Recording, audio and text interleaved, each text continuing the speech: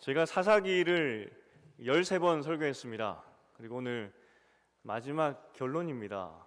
그래서 앞에 안 들으셨더라도 결론만 알면 되는 거 아니겠습니까? 그래서 혹시 오늘 처음 오신 분들은 정말 잘 오셨다 축하의 말씀을 드립니다. 어쨌든 좌우로 돌아보시면서 잘 오셨다고 한번 인사 나눌까요? 정말 잘 오셨습니다. 인사 나누겠습니다. 정말 잘 오셨습니다. 네. 그 사사기 내용을 보면 그 삼손의 이야기로 끝이 났었어야 되는데 그 진작에 끝날 이야기가 이후에 5장이나 더 다른 이야기가 이어지는 것이 사사기의 구성이다 말씀드렸습니다. 17장부터 그리고 오늘 본문 그리고 이후 21장까지 그게 추가된 내용들입니다.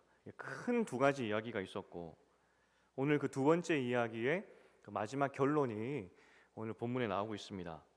그런데 이 삼손 이후에 왜 이런 이상한 일들이 이스라엘 가운데 있었느냐라고 했을 때 17장 6절과 나중에 우리가 보겠지만 21장 25절에 보면은 똑같은 말이 나옵니다. 그때 이스라엘에 왕이 없었으므로 사람이 각기 자기 소견에 옳은 대로 행하였더라 이야기합니다. 왕이 없었기 때문에 하나님이 왕이 되지 않은 백성들의 모습은 이러했다 이야기를 합니다.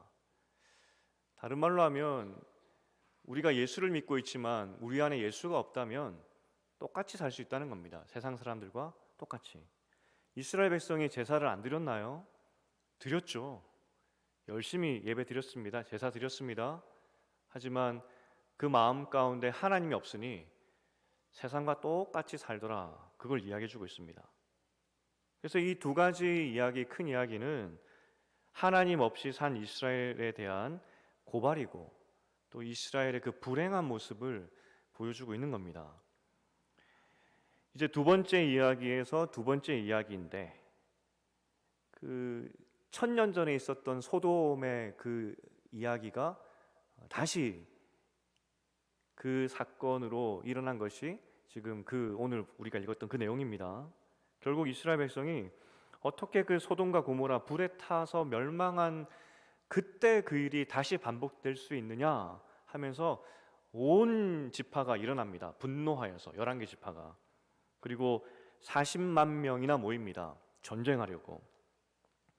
우리가 기억할 것은 이스라엘 역사를 여기까지 쭉 읽어보는 과정 가운데 적군을 향하여서 40만 명이나 일어났다는 기록이 없습니다. 그만큼 충격이었고요. 분노했다는 겁니다. 시작은 굉장히 좋아 보이죠? 1000년 전에 소돔의 사건이 일어난 것에 대해서 이스라엘 백성이 함께 분노했다. 굉장히 바람직한 모습 같습니다. 11절에 보니까 이스라엘이 이와 같이 모든 사람이 하나같이 합심하여 그 성읍을 치려고 모였더라 이야기합니다. 정말 한 마음으로 모였다 이야기를 합니다. 하지만 문제는 같은 동족을 공격하기 위해서 모인 겁니다. 다른 적이 아니라 베냐민 지파를 공격하기 위해서. 우리가 12명의 사사를 보았지만은 앞서 그 어떤 사사도 이렇게 이스라엘 백성을 한 마음으로 모았던 적이 없었습니다. 지금 오늘 이 일을 해낸 사람이 누구냐면 무명의 레위인이 보냈던 그 조각난 시체가 이 일을 해낸 겁니다. 11개 지파가 모여서 베냐민 자손들에게 이야기하기를 너희 땅에 있는 기브아 성에서 이런 일이 일어났는데 그 기브아 성에 사는 불량배들만 내어놓으라 이야기합니다. 사실 그 말이 맞지 않습니까? 불량배들이 잘못한 일이니까 그들만 내어놓으라 이야기합니다. 그런데 베냐민 지파가 거절합니다. 오늘 정확한 숫자들이 나오는데 베냐민 지파가 군인으로 싸울 수 있는 사람이 몇 명이었냐면 26,000명이었다 이야기합니다. 그러니까 40만 명이 모였고요. 26,000명의 베냐민 지파가 있습니다. 군인들이 15배입니다. 15배 많은 이스라엘의 11개 지파 군인들이 몰려와서 불량배 내놓으라 그랬더니 26,000명의 베냐민 지파 사람들이 거절합니다. 요즘 말로 젊은 사람들의 말로 하면은 수액이 넘친다 할까요? 우리는 두렵지 않아 이런 거. 무슨 정신으로 베냐민 지파는 15배나 많은 이스라엘 다른 지파 사람들의 그 이야기를 거절했을까? 더군다나 분명히 잘못 아닙니까? 불량배들이 1000년 전에 소돔의 죄를 반복한 거니까 마땅히 벌 받아야 되지 않습니까? 그런데 왜 이 베냐민 지파는 감쌌을까? 그 불량배를 내놓지 않았을까? 첫 번째 이유는 우리가 추측하기를 천연의 요새에 베냐민 지파가 지금 진치고 있었기 때문이 아닐까 싶습니다. 그러니까 기브아로 들어가는 것이 굉장히 좁은 길이었고요. 입구가 좁기 때문에 그 40만 명이 한꺼번에 몰려올 수 없습니다. 입구만 잘 지키면은 이길 수 있는 겁니다. 그래서 그랬을까? 두 번째는 또 특이하게 이 특별한 사람들이 있었다, 베냐민에게 그렇게 이야기를 하는데, 그 왼손잡이, 물맷돌을 정말 잘 던지는 사람들이 있었다는 겁니다. 그 왼손잡이, 그 베냐민이라는 이름 자체가 왼손잡이라는 뜻인데, 왼손잡이의 후예처럼 DNA가 그들에게는 특별했는지 모르겠지만 그 물맷돌을 던지면 다 맞추는 그런 사람들이 있었다는 겁니다. 그런데 이것이 그들에게 믿음을 줄 만큼 15배가 되는 그런 지파들을 향하여서 전쟁을 선포할 만큼 그렇게 강한 무기였을까 하는 생각이 들죠. 그 왼손잡이 물맷돌. 미국의 유명한 프로야구 감독께서 그 왼손잡이 투수, 왼손잡이로 강속구를 던질 수 있는 투수가 있다면 나는 지옥에 가서라도 그를 데려오겠다라고 말한 유명한 말이 있습니다. 왼손잡이가 야구 선수에게는 굉장히 큰 메리트거든요.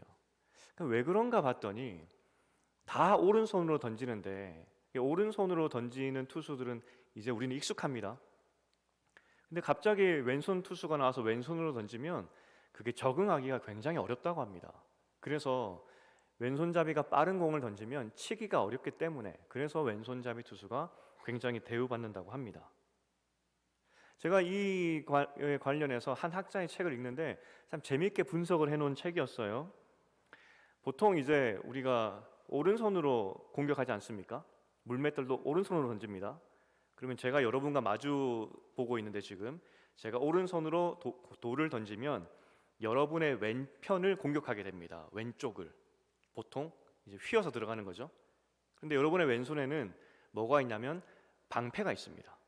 그러니까 돌이 날라올 때 사람은 반사적으로 왼손으로 탁 채워내기는 것이죠. 방어하기가 쉽습니다. 그런데 만약에 이제 왼손잡이가 던진다고 했을 때, 제가 왼손으로 여러분에게 돌을 던진다고 했을 때 휘어서 여러분의 오른쪽 귀와 오른쪽 눈을 이제 겨냥하게 되겠죠. 그 왼손의 방패로 막아야 되는데 오른쪽까지 가려면 시간이 한참 걸립니다. 생각보다 방어하기 어렵다는 거죠. 돌이 날라오는 거 보면은 막아야지 하는데 막아야지 하는 순간 맞아 있고, 돌이 날라오는데 막아야지 하는데 돌이 날라오는 순간 나는 맞고, 그래서 이게 왼손으로 던진 그 돌이 오른쪽으로 휘어 들어올 때 이게 굉장히 위협적이었을 것이다 라고 분석하는 그런 내용도 봤습니다. 여러분 어떻게 생각하십니까? 어쨌든 분명한 것은 그 왼손으로 던지는 그 돌이, 물매가 너무나 위력적이었고, 그 이스라엘 사람들 11개 지파 사람들에게 분명히 전쟁에서 또 굉장히 큰 공격의 그런 무기가 되었다는 것입니다. 어쨌든 베냐민은 어떤 이유인지 모르겠지만 이제 11개 지파와 싸움을 하기로 했고요. 근데 11개 지파가 이때 첫 번째로 잘못하는 것이 무엇이냐면 18절에 보면은 하나님께 여쭈어라고 이야기합니다. 근데 여기서 우리는 성경을 잘 봐야 돼요. 여호와께 여쭈어가 아니라 하나님께 여쭈어라고 성경은 기록하고 있습니다. 이스라엘 백성들이 하나님을 지칭할 때 항상 여호와라고 이야기를 합니다. 여호와는 유일신이고 이스라엘의 신입니다. 그런데 여기선 특이하게도 하나님이라고 이야기를 합니다. 이게 무슨 말이냐면은 그들에게 여호와는 유일신 그 여호와 하나님이 아니라 지금 사사기 이 시대의 하나님은 그들에게는 전쟁의 신 정도, 혹은 그 나라의 건국 신 정도, 그들의 하나님에 대한 이해를 이 한 단어로 보여주고 있는 겁니다. 만군의 하나님이 아니라 그냥 전쟁의 신 정도, 그래서 하나님께 여쭈어 보았다 이야기합니다. 그런데 이 질문도 사실은 두 번째 잘못인데, 잘못된 것이 있는데, 이 전쟁을 해야 됩니까 말아야 됩니까 라고 묻는 것이 정상적인 질문입니다. 왜냐하면 전쟁은 하나님께 속한 것이기 때문에, 하나님, 이 전쟁을 우리가 해야 될까요 말아야 될까요? 그거 묻는 것이 정상입니다. 그런데 이 지금 11개 지파 이스라엘 백성들의 마음은 반드시 이 전쟁은 해야 되는 거다.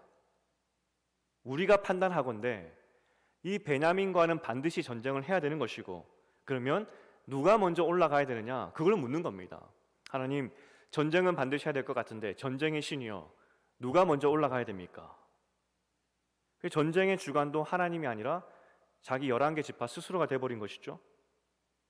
그런데 하나님께서는 이 잘못된 질문, 그리고 잘못된 용어로 자신을 부르고 있는 이스라엘에게 응답하십니다. 뭐라고 응답하셨냐면 유다가 먼저 올라가라 이야기를 합니다. 사실은 질문했으니까 하나님 답하신 겁니다. 누가 먼저 올라갈까요? 유다가 가라. 대신에 그 답에는 전쟁의 승리에 대한 말씀을 하지 않습니다. 유다가 올라갑니다. 어떻게 됐을까요? 집니다. 두 번째로 다시 한번 이 이스라엘 백성들이 11개 지파가 하나님께 똑같이 묻습니다. 하나님, 전쟁의 신이여, 누가 올라가야 됩니까? 유다가 올라가라. 또 집니다. 자기들이 판단했던 이 전쟁은 반드시 해야 된다. 그래서 신에게 물었고, 그 신은 유다가 가라 그랬고, 승리를 약속하지 않았죠? 집니다. 이 두 번의 전쟁의 실패는 하나님께서 자신을 잘못 믿고 있는 그 이스라엘 11개 지파에 대한 심판이었습니다. 두 번의 그 실패 후에 이제 세 번째에 들어서 11개 지파가 바르게 묻습니다. 28절이었는데 우리가 다시 나아가 내 형제 베냐민 자손과 싸우리까 말리까, 이걸 묻습니다. 싸워야 됩니까 말아야 됩니까? 왜냐하면 전쟁은 하나님 거니까. 그때 하나님께서 대답합니다. 올라가라. 이번에는 베냐민을 이기게 하시겠다 말씀하십니다. 전쟁의 승리를 약속하시죠. 이번에는 하나님이 심판을 명하십니다. 베냐민 지파 심판해라. 근데 여기서 문제가 일어납니다. 11개 지파가 전쟁을 해서 진짜 이겨요. 이기는데 이 베냐민 지파를 다 죽여버린 겁니다. 진멸전이죠. 하나님께서 이방인들을 다 진멸하라, 다 죽이라고 말씀하셨는데 어린아이부터 다 죽이라고 하는 것이 진멸전인데, 적군에게는 한 번도 하지 못했던 그 진멸전을 이 같은 동족에게 하는 겁니다. 다 죽여버립니다. 얼마나 잔혹했던지 42절과 48절을 잘 읽어보면 어떻게 우리가 그림으로 묘사할 수 있냐면, 이삭 줍듯이 베냐민 지파를 죽였다 이야기합니다. 그러니까 26,000명이 다 죽고 겨우 600명만 살아남았습니다. 학살이죠. 생존율로 따지면 0.02%? 그러니까 100명 중에 1명 살아남을까 말까? 다 죽여버립니다. 그리고 600명이 도망가다 못해 이제 완전히 갇혀버립니다. 막다른 골목에 숨었는데 넉 달 동안 그곳에서 못 나왔다 이야기를 합니다. 지금 11개 지파가 너무나 분노하여서 너희 나오기만 해봐라, 우리가 다 죽일 것이다. 넉 달 동안 그들의 입구를 지키고 600명이 나오기만을 기다렸다는 겁니다. 그동안에 이 이스라엘 지파가 그냥 가만히 있었느냐? 그렇게 지키면서 넉 달 동안 온 베냐민 성 다 돌아다니면서 각 성읍에 살아있는 어린아이와 어른, 여자 다 죽였습니다.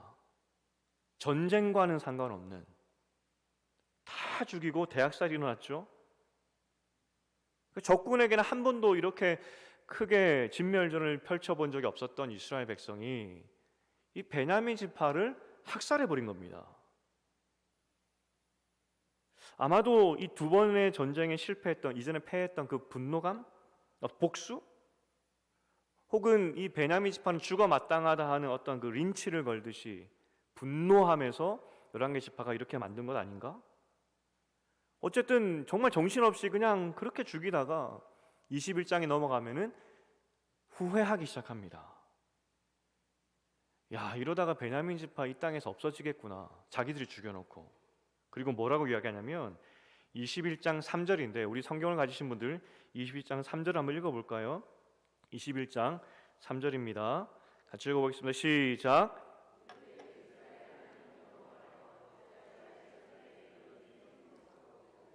이스라엘 중에서 한 지파가 없어지게 하시나이까. 이 되게 재미있는 표현이 자기들이 죽여놓고 하나님 왜 한 지파가 없어지게 만들었습니까? 하나님 그 탓을 돌리고 있는 겁니다. 자신들은 죄가 없다는 거죠.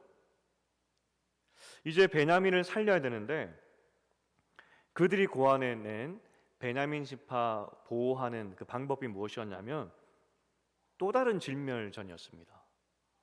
베냐민 지파를 유지하게 하기 위해서 또 다른 사람을 죽이는 것으로 그 방법을 택했죠. 베냐민 지파와 전쟁을 시작할 때 이스라엘 그 11개 지파가 너무 분노하여서 이 전쟁에 동참하지 않는 사람은 다 죽일 것이다. 그렇게 맹세하고 전쟁을 시작합니다. 그때 단 한 개 조그마한 지파, 조그마한 성 사람들이 이 소식을 못 듣습니다. 누군지 기억나시죠? 길르앗 야베스 사람. 아니 이 사람들은 왜 또 이 전쟁에 빠져서 이런 일이 일어났을까? 아마도 강 건너편 너무나 시골이었기 때문에 전령이 거기까지 오지 못했다 보는 것이 맞는 것 같습니다. 왜냐하면 온 지파가 다 모였거든요. 길르앗 야베스 사람들은 이 소식을 듣지 못했고 그리고 이 헛된 이 맹세, 이 전쟁에 동참하지 않으면 다 죽이겠다. 그 맹세로 인해서 길르앗 야베스 사람들이 이제는 다 죽게 생겼습니다. 사실 이 헛된 맹세라는 이 중요한 이 주제가 복선으로 입다 이야기에서 한번 나왔습니다. 기억나시죠?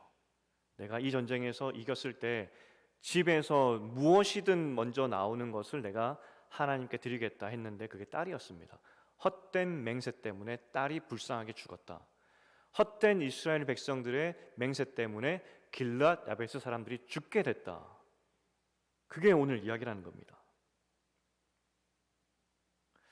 어쨌든 전령이 오지 못해서 듣지 못했기 때문에 전쟁에 참선하지 못했던 것 같은데 핑계거리가 되지 않습니다. 이스라엘 백성은 11개의 지파가 또 몰려가서 길르앗 야베스 사람 다 죽이고 처녀 400명만 살려서 돌아옵니다. 그 처녀가 400명 살았으니까 그 인구 분포를 보면은 어린아이도 있었고 남자도 있었을 것이고 노인도 있었을 것 아니겠습니까? 그러면 길르앗 야베스 성의 사람들은 적어도 수천 명의 사람들이었습니다. 그 400명을 얻기 위해서 이번에는 수천 명을 죽였습니다. 포로 잡듯이 그 여인들, 어린아이들 10대 후반이겠죠? 잡아오게 되는 것이고 강제 결혼시키는 것이죠. 기쁜 결혼식 날이 아니라 그날은 우리 엄마 아빠가 죽었고 내 친척이 몰살당한 그날 10대 여자아이들은 시집가는 날이 되어버린 겁니다. 제가 지난주에 칠갑산 이야기를 드렸는데 그 예전에는 얼굴도 못 보고 결혼하시고 그랬지 않습니까? 사실 우리 외할머니, 외할아버지도 그렇게 결혼하신 거거든요. 어린 나이에 잘은 모르지만 그냥 그걸 생각하니까 그걸 그렇게 결혼하신 분이 제 눈앞에 있는 거 아니겠습니까? 그래서 제 마음이 짠했던 것 같아요. 우리 외할머니 엄마가 있는데 그 집도 젊을 때에는 제대로 가보지 못했을 것이고 괜히 외할머니의 인생이 참 고달팠겠다 그런 생각들. 그런데 이보다 우리가 겪었던 것보다 말할 수 없는 슬픔의 이야기가 길르앗 야베스의 그 어린 소녀들이 겪었던 일입니다. 재밌는 것은 이 처녀들을 이제 잡아다가 베냐민이 숨어있는 그 광야 림몬이었는데 림몬에다 풀어놓지 않습니다. 자, 베냐민 지파 600명이요 400명을 잡았으니까 림몬에서 나와서 결혼해라 그렇게 말하지 않고요 실로에다가 이 400명을 놔둡니다. 무슨 말이 왜 그러냐면은 실로에 그 당시에 언약궤가 있었고 실로에서 제사를 드렸거든요. 지금 베냐민 지파가 600명이 살아 있습니다. 나머지 11개 지파가 이 베냐민 지파를 어떻게든 살리기 위해서 400명의 처녀를 잡아왔습니다. 그래서 베냐민 지파에게 이야기를 하죠. 600명에게 이야기를 합니다. 우리가 400명의 신부를 잡아왔으니까 결혼해라 라고 해도 600명이 림몬에서 나올 수가 없는 겁니다. 못 믿겠는 겁니다. 왜냐하면 아마 600명들도 사람이기 때문에 바깥이 어떻게 진행되고 있는지, 상황이 어떤지 아마 한두 명 이렇게 스파이처럼 그 정탐꾼처럼 보냈지 않겠습니까? 그랬더니 온 베냐민 지파가 다 죽은 겁니다. 온 베냐민 지파 다 죽여놓고 이제 자기들은 600명이 살아남아서 갇혀 있는데 11개 지파가 갑자기 처녀 400명 잡아왔으니까 결혼하라 하는데 그거 믿어지겠습니까? 이거 믿고 나갔다가 우리마저 죽을 수 있겠다 생각하니까 림몬에서 안 나오는 겁니다. 그래서 하나님의 성전에 있는 그 실로, 하나님의 성전이 있는 곳에서 적어도 신앙은 없지만 그래도 하나님 있는 성전에서 살상극은 벌이지 않을 테니까, 그래서 남아있는 600명을 안심시키기 위해서 그래서 실로에 400명을 두었다는 겁니다. 이것도 너무 비참하지 않습니까? 믿지 않으니까 하나님의 이름을 이렇게라도 사용해서 600명이 나와서 결혼하게 하는. 근데 문제는 여전히 200명이 모자라요. 이 베냐민 지파가 이제 어쨌든 200명이 모자라니까 200명을 장가 보내야 되겠는데 고민합니다. 그래서 고민하다가 이제 장로들이 생각해낸, 지도자들이 생각했던 것이 무엇이냐면 기발하죠. 19절에 보면은, 원어로 21장 19절에 보면은 빠져 있는데 감탄사가 보라! 라고 이야기합니다. 아마 지도자 한 명이 이거 어떻게 하지 고민하다가 기발한 아이디어가 생각났다고 보라! 라고 외치는 것이죠. 뭐라고 이 아이디어를 내냐면, 그 실로에서 종교 명절 때 그 젊은 여자들이 춤추러 나오는데 200명에게 이야기하는 겁니다. 너희가 보쌈해 가라고, 몰래 잡아가라고, 그렇게 이야기하는 것이죠. 그때 문제가 생겼는데, 만약에 이랬을 때 이들이 이 전쟁 전에 뭘 또 그 맹세를 했었냐면, 베냐민 지파에게는 시집 안 보내겠다고, 우리 딸 주지 않겠다라고 맹세를 했습니다. 그러면 보쌈에 가서 시집 가면 어쨌든 시집 간 거니까 이 맹세 깬 거 아닙니까? 그죠? 그래서 그 아버지들이 와서 아니 우리 딸 데려가면 어떻게 하냐고, 나 하나님께 베냐민 지파에게 시집 안 보내기로 맹세했는데 내 딸 데려가면 어떻게 하냐고 라고 맹세를 한다면 뭐라고 대답하면 되냐면, 여러분이 자발적으로 당신의 딸을 시집 보낸 것이 아니라 보쌈 당해서 시집 간 것이니까 그 맹세에서는 제외가 됩니다. 이렇게 자기들끼리 그걸 정한 겁니다. 400명을 잡아올 때는 학살이라는 방법으로 400명의 신부를 준비했고요. 이번에는 납치라는 방법으로 200명의 신부를 준비합니다. 그러니까 베냐민 지파 600명에게 시집 보낼 여인들을 학살과 납치로 준비했다는 겁니다. 그리고 성경은 이 모든 이야기, 이 두 번째 이야기를 다 마치면서 21장 24절에 자기의 기업으로 돌아갔더라 이야기합니다.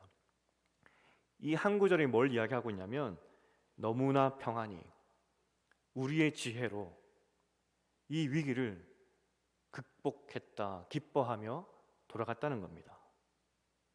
그런데 이 모든 일이 일어났었던 것은 그 이유가 21장 25절에서 그때 이스라엘의 왕이 없었기 때문에 자기 소견에 옳은 대로 행한 결과였다 이야기를 합니다. 사사기의 결론이 이겁니다. 너무나 비참하지 않습니까? 하나님을 믿는다는 백성이 말로만 하나님 믿었을 때, 정말 그 마음 가운데 하나님을 믿는 믿음이 없었을 때 세상보다 더하게 살더라. 그게 사사기입니다. 결국 사사기의 결론은 암울함입니다. 아무런 소망이 없습니다. 여기서 무슨 결론, 무슨 또 우리가 교훈을 얻어야 될까?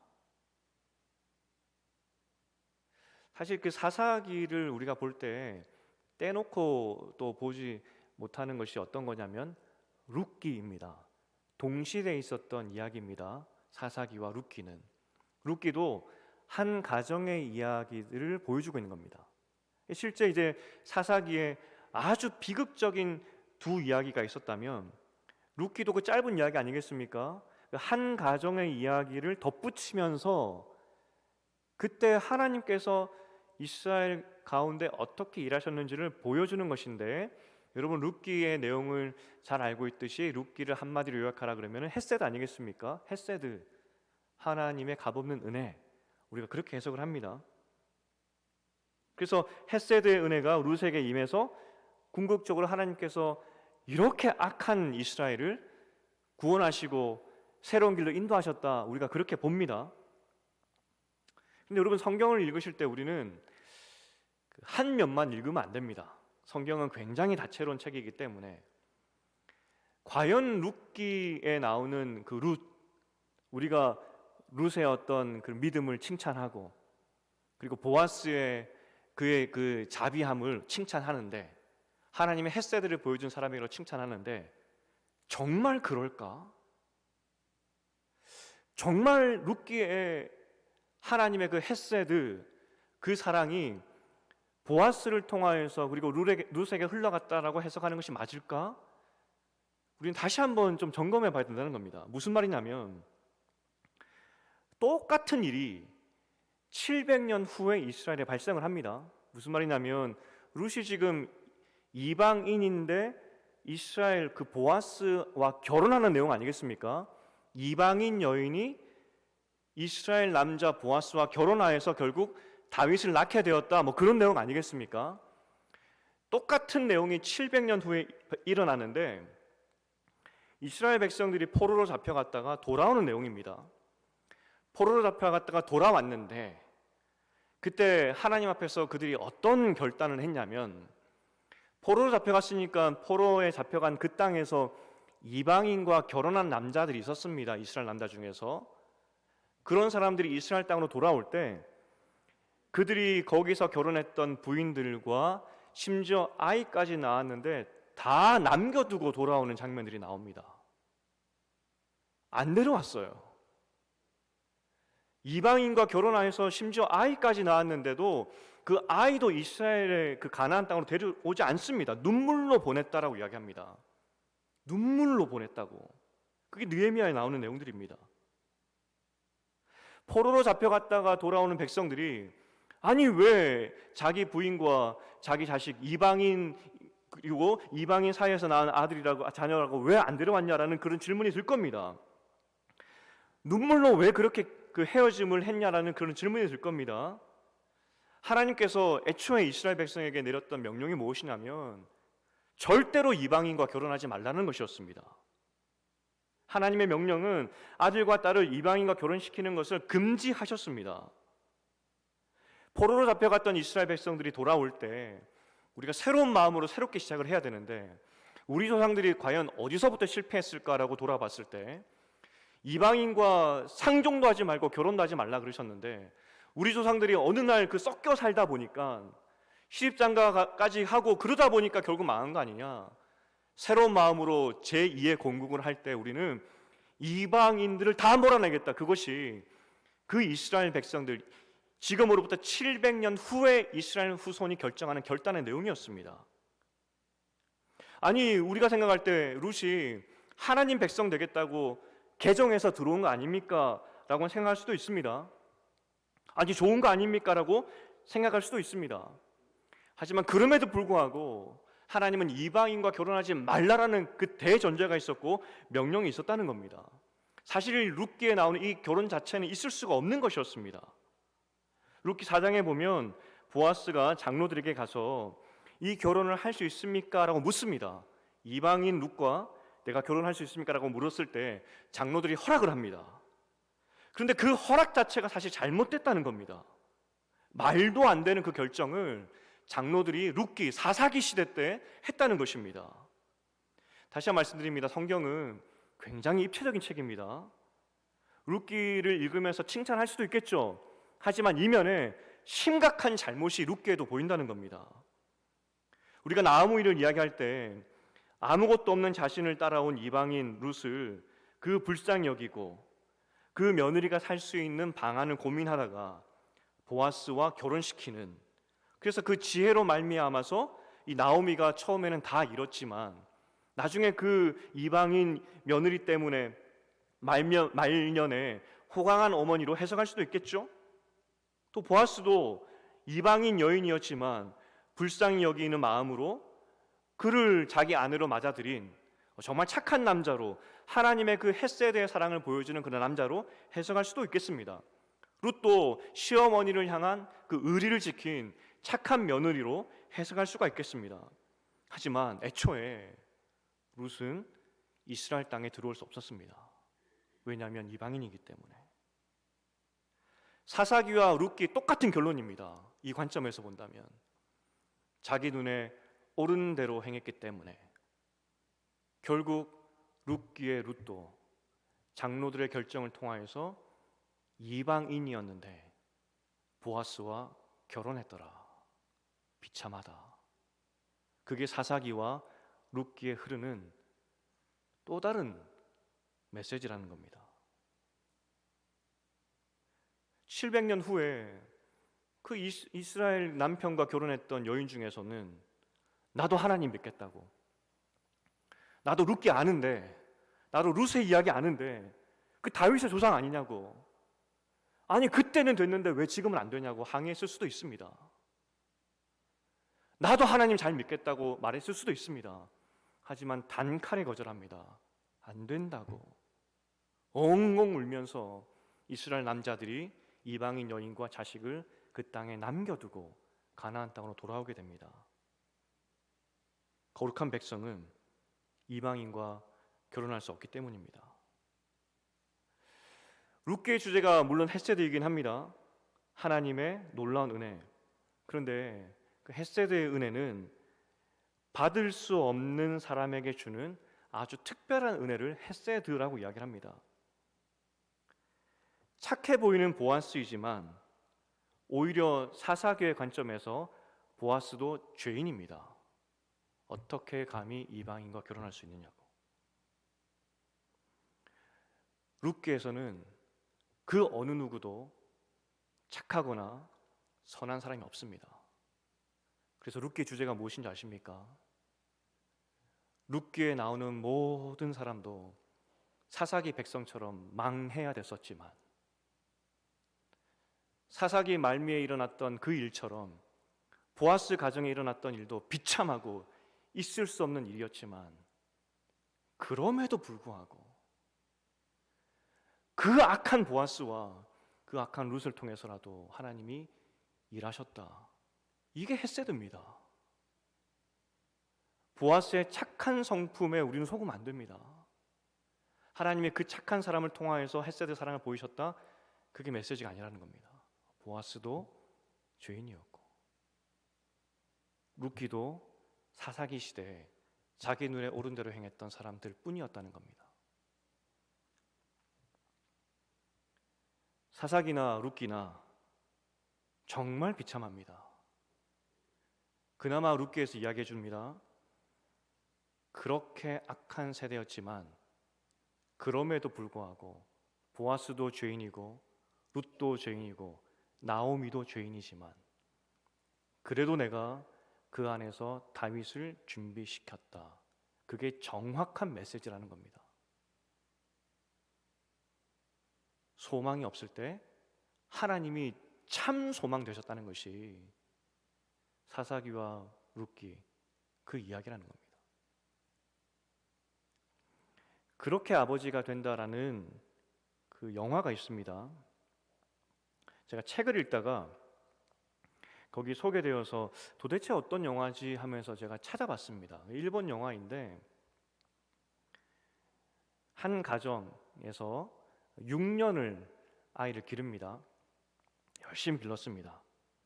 그런데 그 아버지가 어떤 사람이냐면 오로지 자신의 노력과 실력으로 높은 자리에 올라간 엘리트였습니다. 그러니까 자신감도 있고 그죠? 공부도 잘했고 뭐 그런 사람입니다. 그런데 6살 된 아이는 아빠를 전혀 닮지 않았습니다. 끈기도 없고 배우려는 의지도 없고 승부욕은 더더욱 없습니다. 그런 아이를 보면서 아빠는 답답한 거죠. 자기와는 너무 다르고 이 험한 세상 어떻게 살아갈까, 그게 고민이었던 것 같습니다. 즐거움이 없죠. 아버지가 집에 가도 즐거움이 없습니다. 아이가 6살 때 병원에서 연락이 옵니다. 어떤 연락이었냐면 사실은 아이가 바뀌었습니다.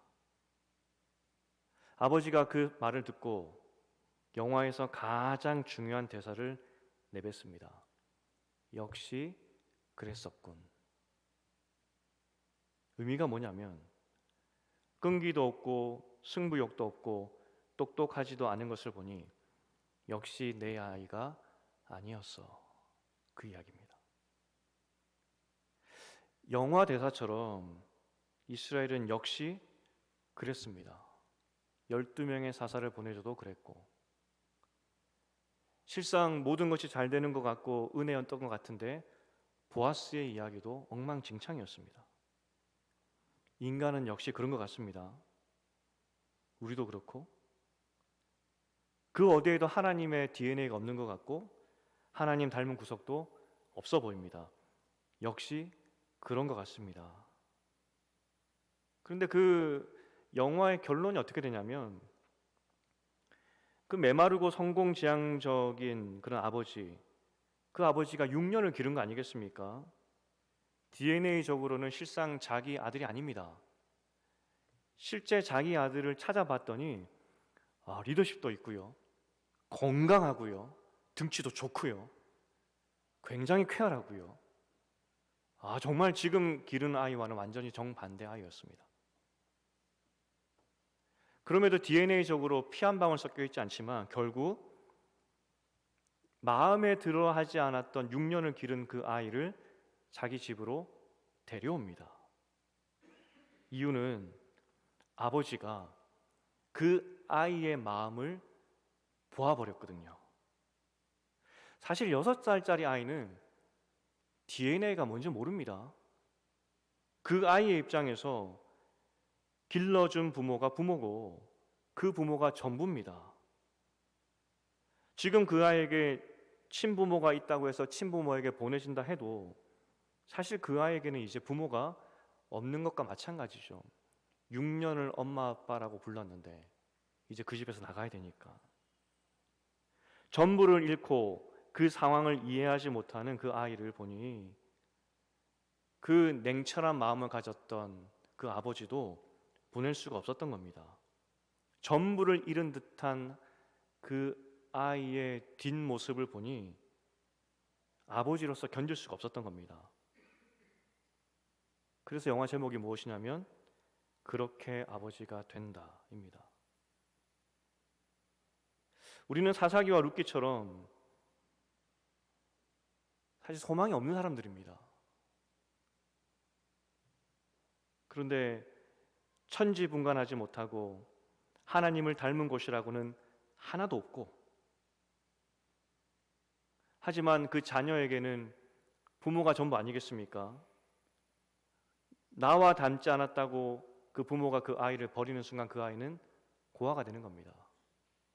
하나님께서 우리를 바라보시면서 역시 그랬었군, 너는 내가 가진 DNA를 단 하나도 가지지 않은 죄인이구나, 너 나의 집에서 나가 라고 하는 순간 우리는 죽습니다. 하나님께서 우리를 쫓아내지 않으시고 역시나 그랬었군, 그런 죄로 가득 찬 우리이지만 하나님의 집 밖으로 나가는 순간 우리는 죽을 수밖에 없다는 것을 알기 때문에 우리 안에 하나님의 DNA를 하나도 가지지 않았지만 하나님은 우리를 자신의 집 안으로 들여 주신 겁니다. 그게 헤세드 은혜입니다.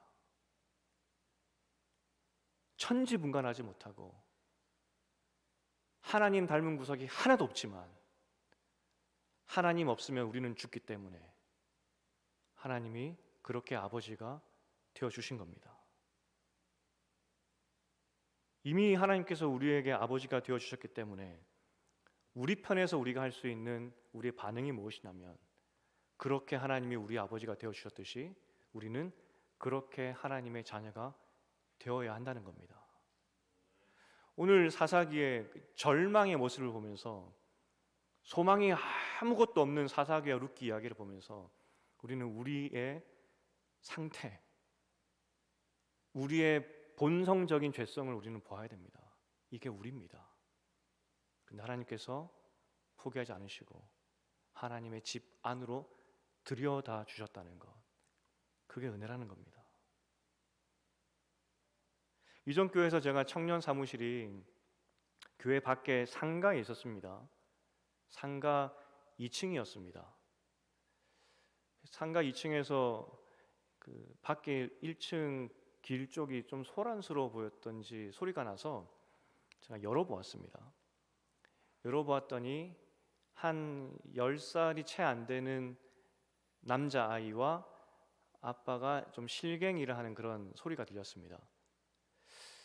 잘 살펴보니까 10살도 채 안 되는 아이가 장애를 좀 가지고 있더라고요. 그러니까 때를 쓰는 그런 장면이었습니다. 그 아버지가 힘겹게 그 아들을 끌어올리려고 하는데 아들이 소리를 지르면서 맨발로 막 발부둥치는, 땅에 드러눕고 그런 장면들이었습니다. 그걸 보면서 아빠의 마음이 어떨까 하는 생각이 들었습니다.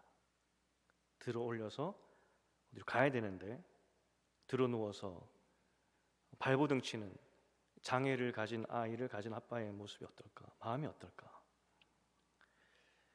제 동생하고는 비교가 되지 않겠지만 저는 이제 제 3자 아니겠습니까? 부모의 마음과 저는 또 다를 겁니다.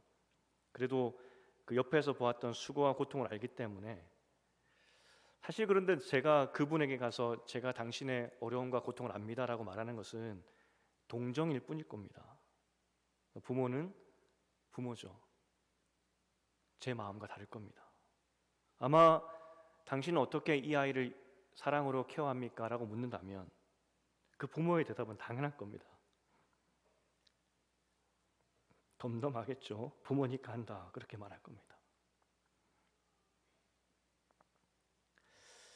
제가 그 아이가 이제 임신을 하고 이제 몇 주가 지나면은 병원 가서 이제 검사를 여러 가지 하지 않습니까? 장애가 있는지 검사를 하는데 간호사가 이제 미국 병원에 있었습니다. 미국인이죠. 미국 간호사인지 의사였는지 하여튼 제가 묻습니다. 집안에 장애가 있는 사람이 있습니까? 라고 묻더라고요. 제가 뭐라고 답했겠습니까? 없습니다. 저는 대답했습니다. 저희 집안에는 장애를 가진 사람이 없습니다. 라고 대답했습니다. 아내가 돌아오는 길에 왜 없다고 했느냐라고 물었습니다. 아니 남동생이 장애가 있잖아요. 제가 뭐라고 대답했냐면 그것은 선천적인 장애가 아니야 라고 제가 아주 퉁명스럽게 짜증스럽게 대답을 했습니다. 마음 가운데 제일 무서운 것이 무엇이었냐면 혹시 나의 아이가 그렇게 태어날까 봐 현실 도피하는 마음에서는 그렇게 대답을 했었죠. 다시 한번 말씀드립니다. 저는 동정의 마음일 뿐일 겁니다.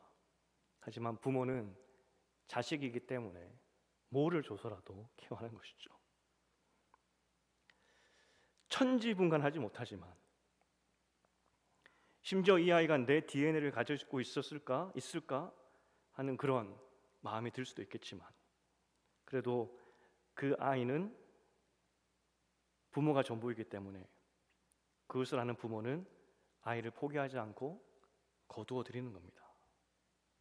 아마 우리가 가서 당신 참 힘들죠 라고 말한다면 아마 그 부모는 정말 덤덤하게 부모니까 해야죠. 아마 그렇게 대답할 거라고요. 저희 동생이 예전에 초등학생의 그 지적 능력까지는 안 되는 그런 동생인데 어머니께서 이 동생이 카드를 썼다고 연말에 저에게 보여주신 적이 있었습니다.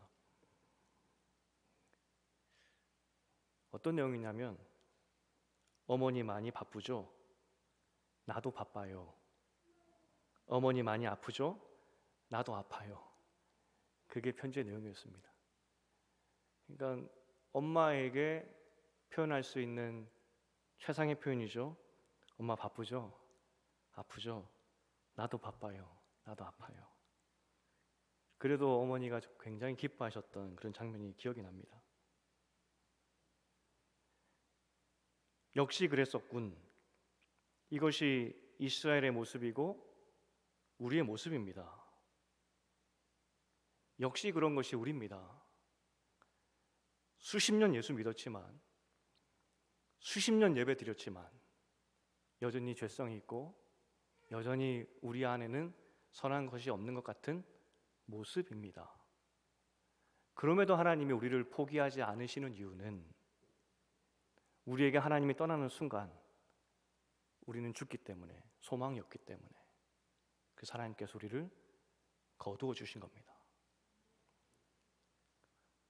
보아스가 잘한 것 아무것도 없습니다. 그도 사사기 시대의 한 사람으로서 해서는 안 될 짓을 한 사람입니다.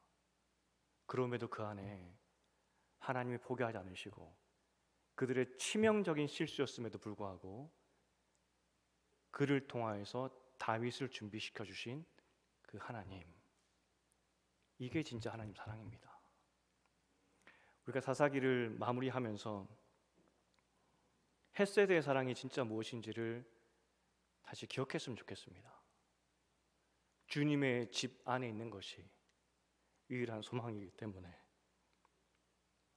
우리도 사사기의 사람과 똑같지만 수십 년 예수 믿었지만 우리가 하나님께 내놓을 것이 아무것도 없는데 내치지 않으시고 그렇게 부모가 되어주셔서 감사드립니다. 그게 우리의 고백이 되어줄 줄 믿습니다.